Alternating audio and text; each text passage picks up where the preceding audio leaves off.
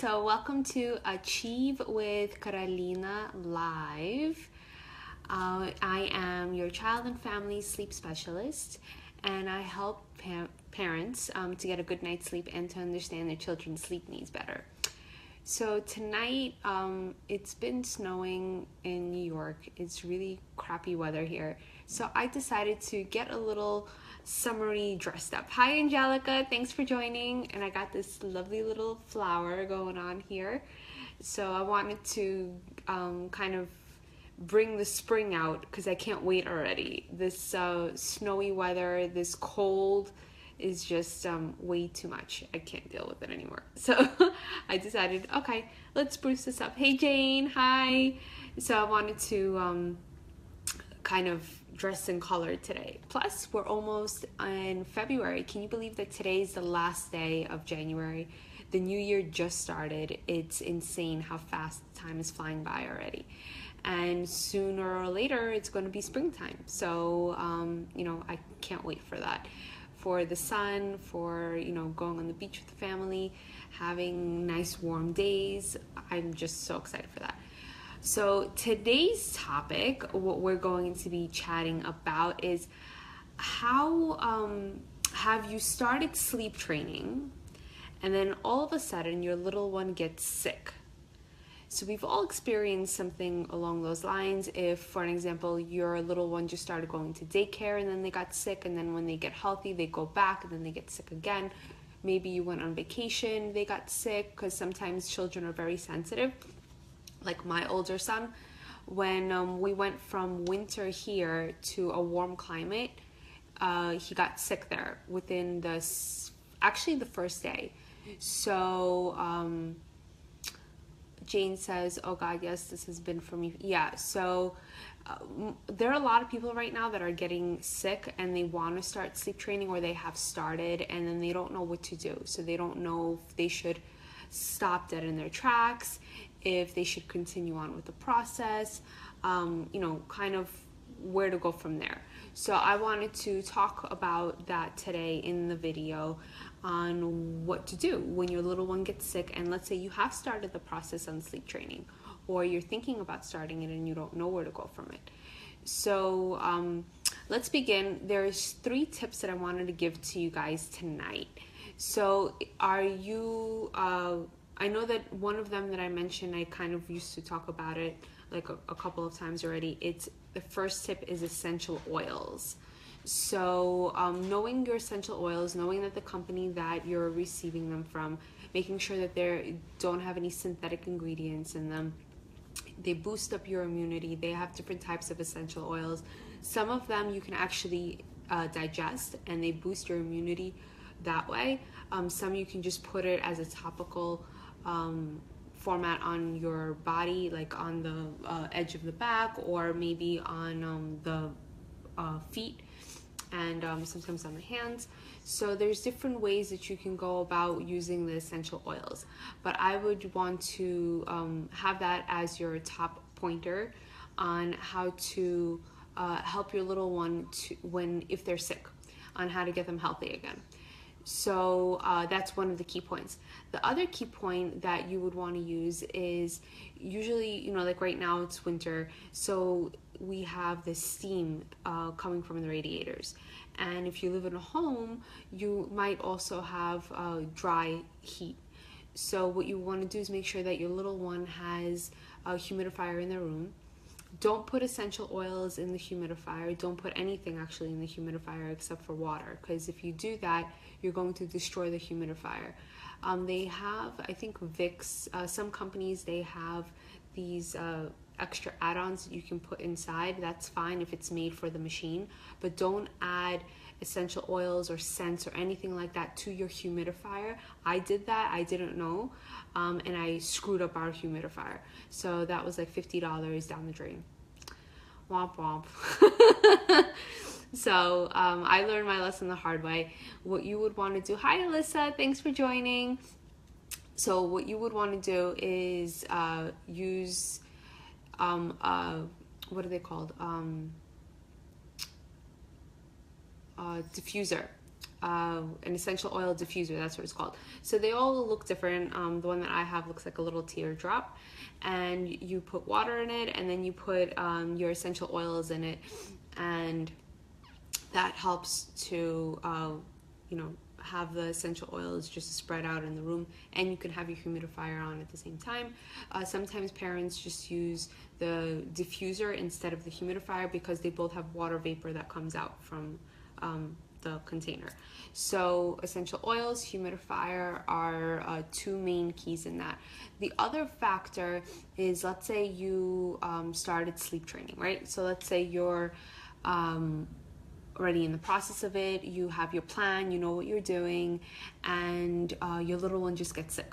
It could be from daycare, it could be something that you brought home, on the train. So they just got sick. So what do, right? You're already in the process. Do you continue on with the process? Do you stop? What do? So the main thing in what you want to establish is two things.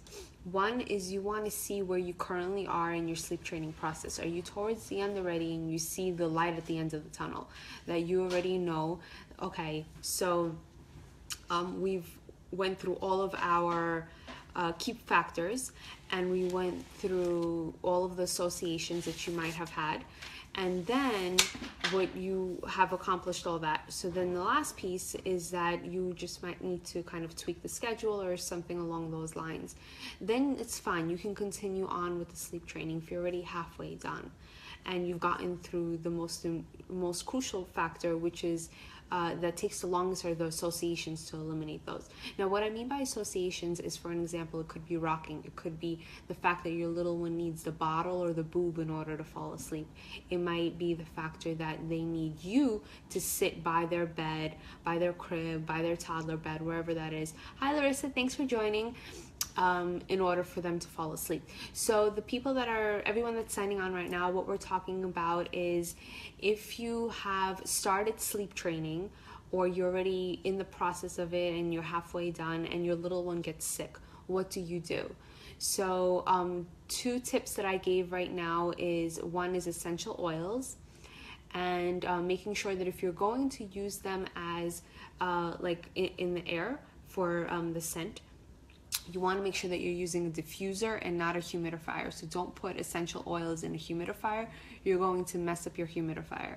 Make sure that it's a diffuser specifically for essential oils. They're two separate machines. And then the other one is to have a humidifier, because it helps to make, it helps to open up everything inside, and it's just easier to breathe that way. So the third part is what I was just mentioning right now is, for an example, let's say your little one does get sick, what do? So if you're already halfway through the sleep training process, it's okay to continue on if you've already passed the associations, as I was mentioning before. So again, the associations can be a crutch such as rocking, needing the bottle or the breast in order to fall asleep, needing to hand hold in order to fall asleep, needing for you to sit there by the crib or by their toddler bed in order for them to fall asleep. That they need something in order for them to fall asleep, which is you. Thanks guys for liking the video. Thanks for sharing it. It means so much to me, and I want to get as many parents as possible to watch these videos. So if you can share it live right on the bottom over here, and we'll get as many of your friends as possible on here before I sign off for tonight. So let's say, for an example, hi Claudia. So let's say, for an example, one of the pieces is you've started sleep training, right? But you're not halfway done. You are at the beginning, and then your little one gets sick. So what do? You pause. Now, what do I mean by pause? You're probably thinking, Carolina, what the heck does that mean? I pause. Like, how do you pause sleep training? It's not like you're live. So what that means is that whatever you've done up until that point, stops, and you stay at that same pace. You don't move or you don't progress forward. So here's an example. Let's say your little one is 12 months old, and the only way that they can fall asleep is with the bottle, and they have to be rocked, right? So you've already eliminated the bottle. we've worked through that. You got rid of that. You eliminated the bottle. Now you need to get eliminating the rocking part. But they get sick at that time when you eliminated the bottle. So you eliminated one sleep crutch, and now you have a second one that you have in your goal that you want to eliminate, but you haven't gotten to that part yet. So what you do is you've eliminated the bottle feeding. You pause. So your little one got sick, they have a fever or whatnot, you comfort them, you make them cozy. So if they need to be held at that point, because you haven't gotten to the rocking part yet, so if they need to be held, that's fine. If they need to be rocked, that's fine, because you haven't started fixing that part of that association. That's totally fine. So you just pause. What I mean by pause is you don't give them that bottle. So you've already established the fact that you've eliminated that bottle, but you still have to eliminate the association of the rocking, right? So there's two pieces to this example. So you pause, so you don't give that bottle, but you continue on rocking them until they get healthy. Then you start to work on your plan in how to eliminate the rocking. So do you guys understand what I mean by that when you pause? Give me a thumbs up. I want to know if you want me to kind of give you another example about it. So just let me know in the comments below.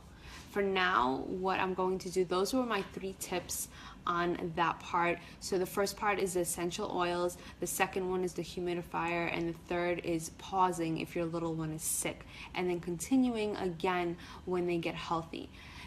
That is the most important factor that you can implement right now at this point if your little one is sick. You don't want to continue on sleep training because they have to be at their fullest health capability when you're going to continue on sleep training. So making sure that you're comforting them at that point, but you're not going back to resorting to how you used to put them to sleep. You want to continue on from where you left off to moving in the proper direction forward. So let me see the questions. I got a couple. Let me see.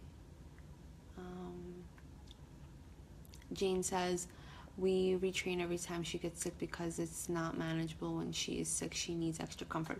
Yes, so usually you don't really retrain if you've already trained your child, meaning that they've learned how to sleep. I don't like using that word train. It sounds like you're training a dog.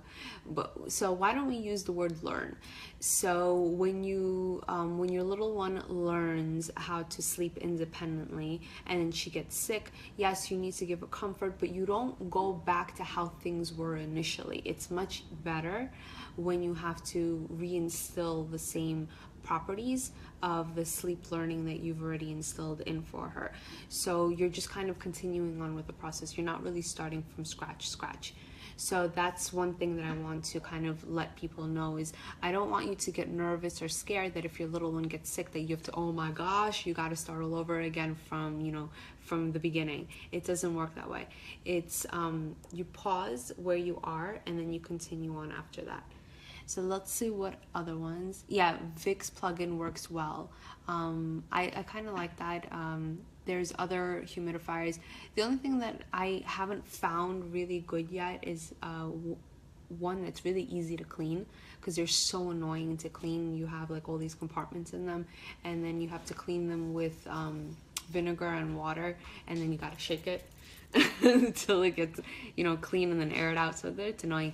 But the Vicks, it has a pretty big opening in there, so it's pretty good. Angelica says, what fragrance of oil is best for congestion? Eucalyptus is really good. What you can do is you can just put it like over here, right between the lip and the nose. But again, you want to make sure that you're using it with a carrier oil. So if you're ever using essential oils on your little one, their skin is really it's not as thick as it is for adults, so you need to dilute it with some sort of an oil. So it could be olive oil, it could be coconut oil, just something of that nature. And eucalyptus is really good on that. You can actually buy the plant and just have that in your home as a scent as well, if or the oil. So that's something really good to use. Hey Yana, let's see who else. Yeah, Stella. Lavender, lemon is really good. Eucalyptus. Usually the eucalyptus is the biggest one. Kind of like, you know how lavender is for sleep. So you have specific ones that kind of open up the air passageways. So those are really good. Lemon is really strong. So I would make sure that you dilute that pretty well.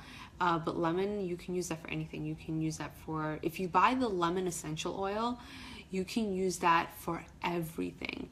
For cleaning, you can use that for breathing as well. You can use that if it's edible, you can use it in food too. So that's a really good one just to have, to use it for depending on different types of properties, what you want to use it for. If you guys have questions on the essential oils, you can go to the two companies that I talk about. One is Young Living and the other one is doTERRA, and they have there an entire index of different recipes, different pieces in what you need to use them for and how to use them, and maybe you can on how to combine different oils to achieve your goals. So if you're having symptoms, for an example, a cold, it will tell you what oils that you can use for that. If you have a little one and you need the oils for a little one, you have to know the difference in how many drops to give your child as opposed to giving to yourself, and making sure that you're balancing it out with a carrier oil. Let's see. Maybe, you know what, I keep talking about the essential oils a lot, so I'm going to try and get one of my awesome friends that is part of the team. Maybe we can do a chat. Would you guys like that? For them to talk about the essential oils a little bit more in detail, especially for kids. Let me know, give me a thumbs up, maybe say yes in the comments so I can put something together and see if maybe I can do one of the chats with another buddy of mine.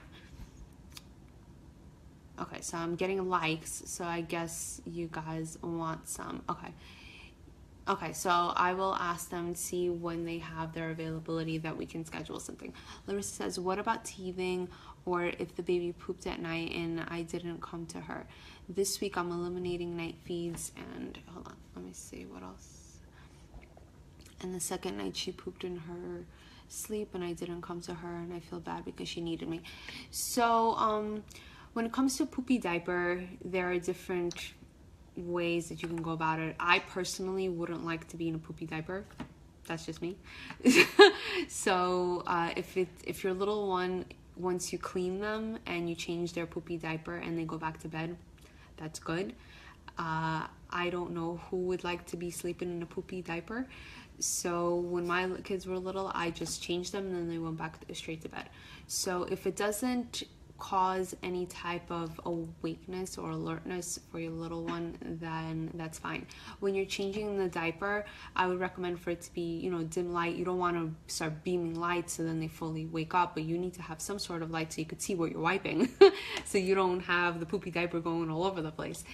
Make sure that your room is arranged in a way that it's easy for you to change the diaper so you're not taking your little one across the room. You want to have the changing table next to the crib so everything's at arm's reach for you.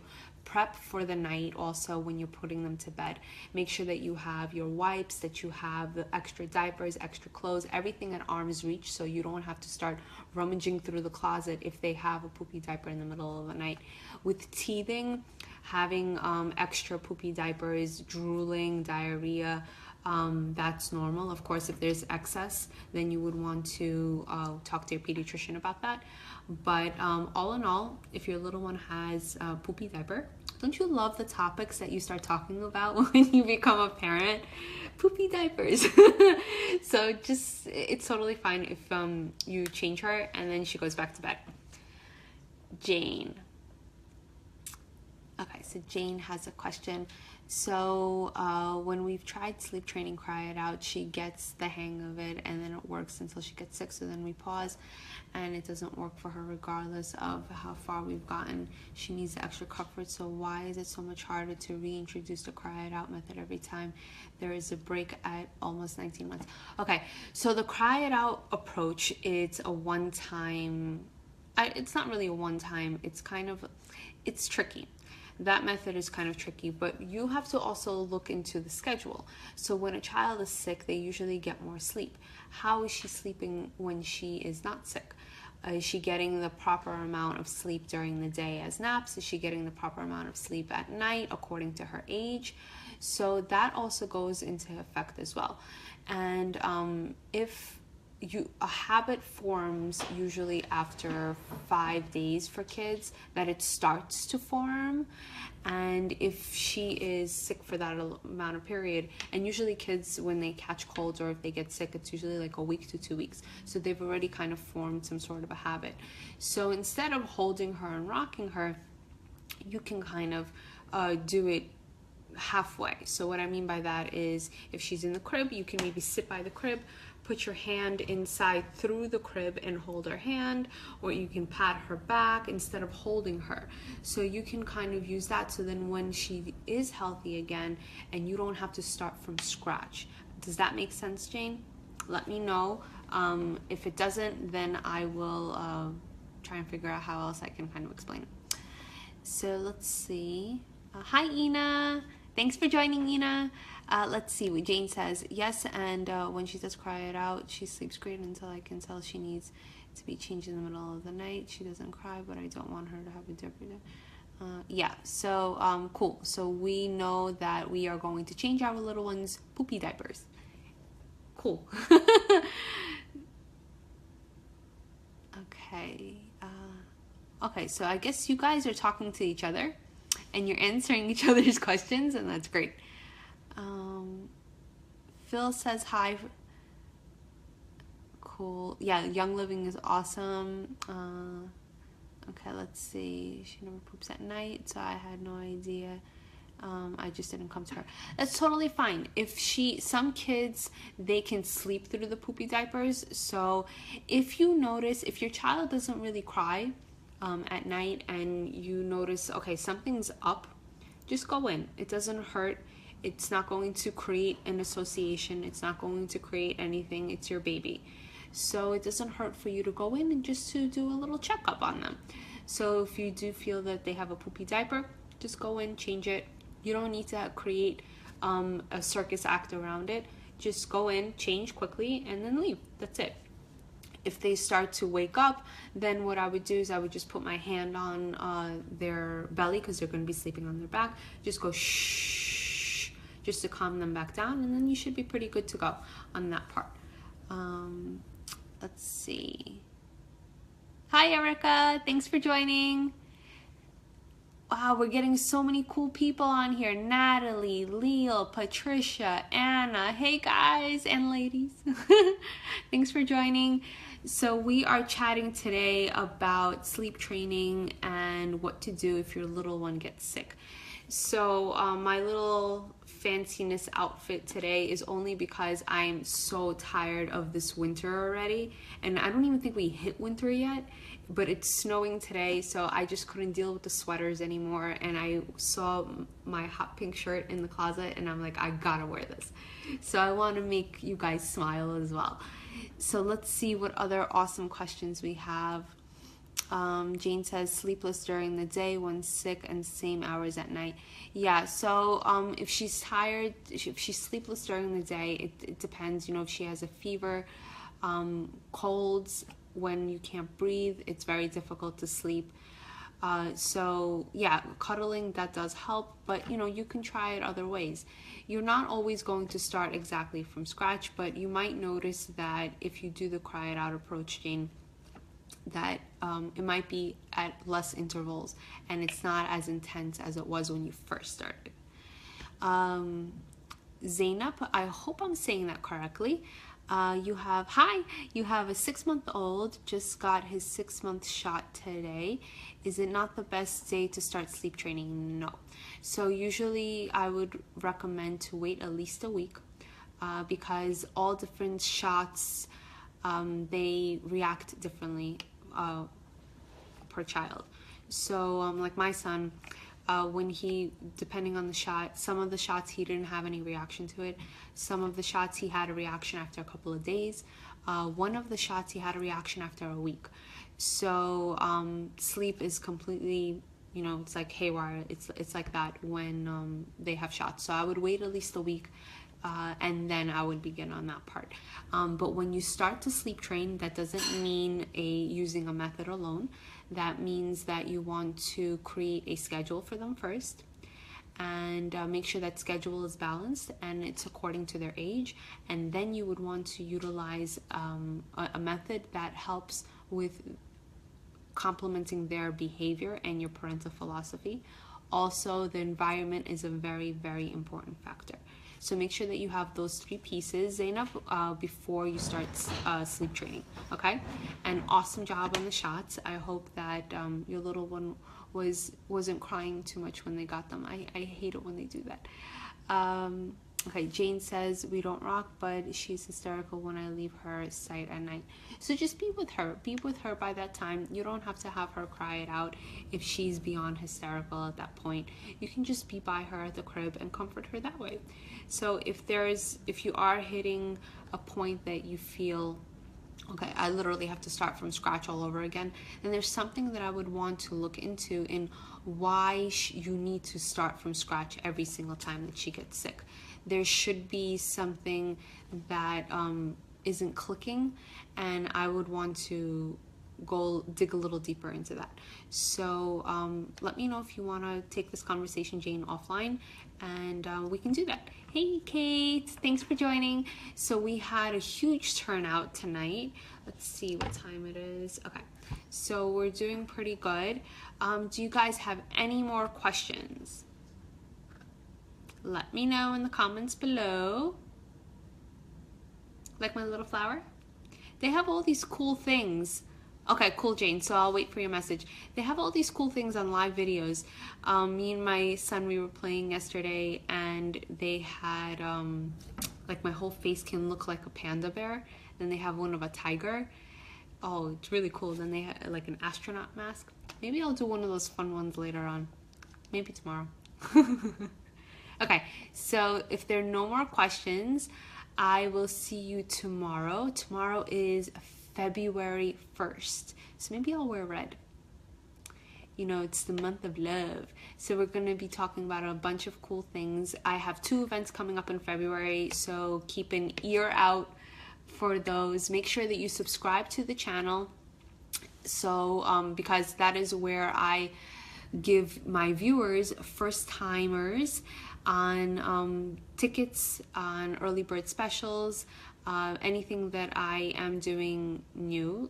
For an example, like my course that's going to be coming out with my awesome friend Katie Kowaleski in the spring. So anyone that is on my Facebook page is going to get first dibs on that. So make sure that you subscribe, that you like it, that you follow the page, and share it with your friends. So if there are no more questions, I'm going to sign out. See ya. And sweet dreams, everyone. Love you. Talk to you tomorrow. Bye.